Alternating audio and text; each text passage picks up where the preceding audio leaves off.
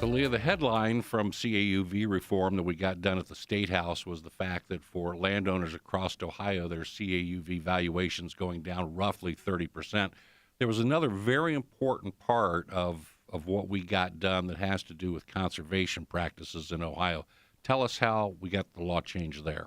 Sure. So in the past, conservation acreage was just treated as cropland or woodland. So it was valued as if it was growing a crop or growing woods.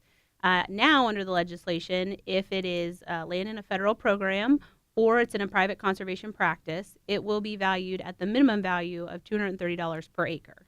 So I'm sure the auditors will pretty much just trust you, but there is some documentation verification that needs to be done. Yes. So if you are in a federal conservation program, so that's something like CRP or CREP, you need to provide a copy of your contract and you need to provide a map to show where that land is.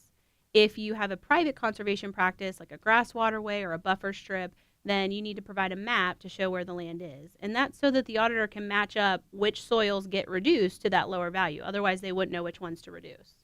And this gets submitted when you're doing your CAUV paperwork, correct? Yes. So when you send in that renewal form, you will send in that same information, that additional conservation information to your auditor. They'll make sure that it's all correct and it's there, and then they'll verify it for you to apply that lowered value.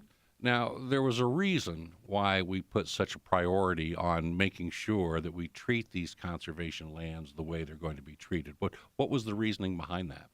So as we talked to landowners over the last several years, we heard a lot about people who wanted to put in more conservation practices, but from a business decision, it's hard to take that land out of production, not make any money out of it off of it, but then pay taxes as if you are. And so this makes sure that people are not discouraged from using those conservation practices on their property, and that conservation land is valued correctly and recognizes that it adds value to the environment and to that operation as well. So if a farmer is going to go to the trouble of putting some type of conservation measure in place, likely he or she isn't going to do it for a year and forget it and move on to something different. But there are some stipulations in terms of under CAUV law how long it has to be in conservation. Yeah, so part of this reform was also if you're going to take this lowered conservation value, then that practice or the land that's in the program needs to remain that way for 36 months. Once you meet that initial 36 months, you can change it any time you want after that. If you would take it out before that 36 months, though, you will pay back the difference between that lowered conservation value and what you would have paid anyway on the CAV program. So it'd just be the difference between what you normally would pay on CAV and that lowered value.